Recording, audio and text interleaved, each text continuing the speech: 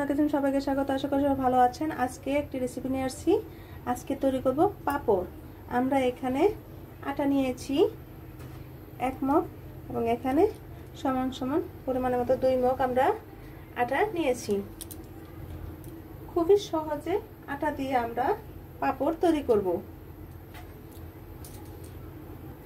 আমরা এখানে 1 চা চামচ পরিমাণের মতো কালো জিরে দিয়ে দিব আর প্রয়োজন মতো লবণ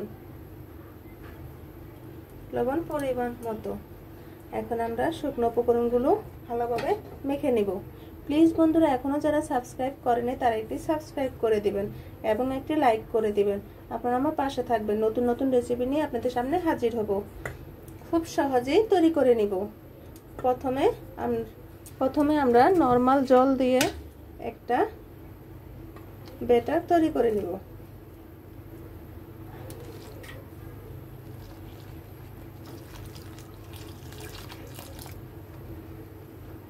ব্যাটারটা পাতলা হবে, বেশি ভারী হবে না, বেশি পাতলাও হবে না। খুবই সহজেই তৈরি করে নিতে পারেন আটা দিয়ে পাপড়। এখন আমরা ভালোভাবে ব্যাটারটা গুলিয়ে নিতে হবে। দেখুন বন্ধুরা, ব্যাটারটা আমাদের গুলানো হয়ে গিয়েছে। এখন দেখিয়ে দিব কতটা পাতলা হয়েছে। একটি চামচের সাহায্যে দেখিয়ে নিচ্ছি। ঠিক এইরকম পাতলা হবে। দেখুন বন্ধুরা, চামচের ওপর পিঠে কিভাবে লেগে আছে, ঠিক এইরকম পাতলা হবে। আমরা এখানে 2টি স্টিলের থালা নিয়েছি। খুবই সহজে আমরা এখানে খুব সামান্য পরিমাণের মতো সাদা তেল দিয়ে দেব এবং ভালোভাবে মাখিয়ে নিতে হবে এবং বাকিটা এখানে রেখে এটাও ভালোভাবে মাখিয়ে নিতে হবে।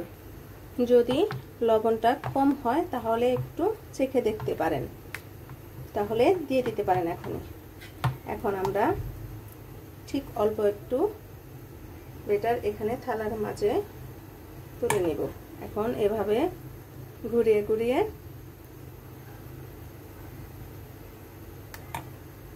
পুরোটা যতটুকু আছে গোল, ঠিক অতটুকুই সাইজে আমরা বানিয়ে নিব। দেখেন আমাদের হয়ে গিয়েছে। আমরা এখানে একটি পাতিল বসিয়ে দিয়েছি। পাতিলের মাঝে জল দিয়েছি। এখন জলটা বলক চলে আসছে। এখন এর মাঝে আমরা পাপড়টা দিয়ে দিব এবং এটি ঢাকনা দিয়ে ঢেকে দিব। দেখেন বন্ধুরা, পাপড়টি হয়ে গিয়েছে। এখন আমরা নামিয়ে নেব।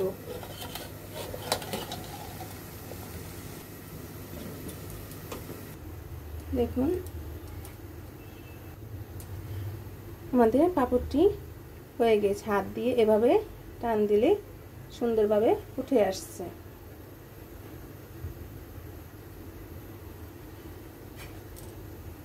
এভাবে আমরা একে একে সবকটি বানিয়ে নিব। এভাবে আপনাদের সুবিধার্থে আমি আরেকটি দেখিয়ে দিচ্ছি।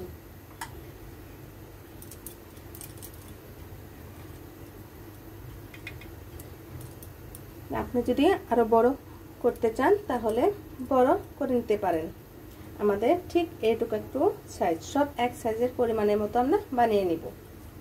এভাবে সবকটি বানিয়ে রোদ্রে শুকিয়ে দিব। দেখুন বন্ধুরা, আমাদের পাপড়গুলো আমরা রোদ্রে শুকিয়ে এনেছি। কত সুন্দর দেখাচ্ছে।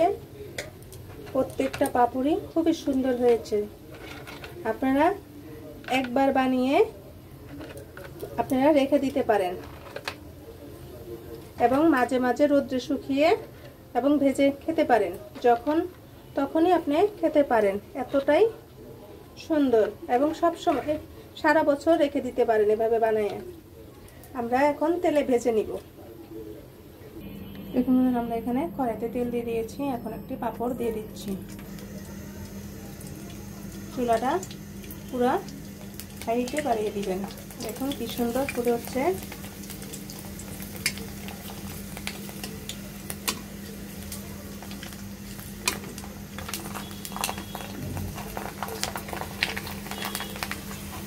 কত সুন্দর ফুলে উঠছে। ছেলেমেয়েরা অবশ্যই অনেক পছন্দ করবে। আপনারা অবশ্যই কমেন্টে জানাবেন আমাদের পাপড়টি হয়ে গিয়েছে, পাপড়টি কেমন হলো।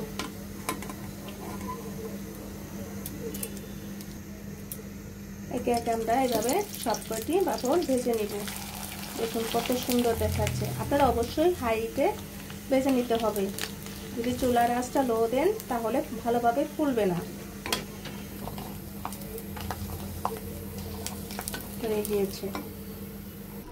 দেখুন বন্ধুরা, আমাদের পাপড়টি ভাজা হয়ে গিয়েছে। আপনারা কন্টেনারে ভরে রেখে নিতে পারেন। আর খাওয়ার সময় আমরা সামান্য বিট লবণ এবং অনেকে লঙ্কার গুঁড়ো পছন্দ করেন, লঙ্কার গুঁড়ো দিয়ে পরিবেশন করতে পারেন। সামান্য পরিমাণের মতো বিট লবণ। কত সুন্দর দেখাচ্ছে। ভিডিওটা দেখার জন্য ধন্যবাদ। Thank you.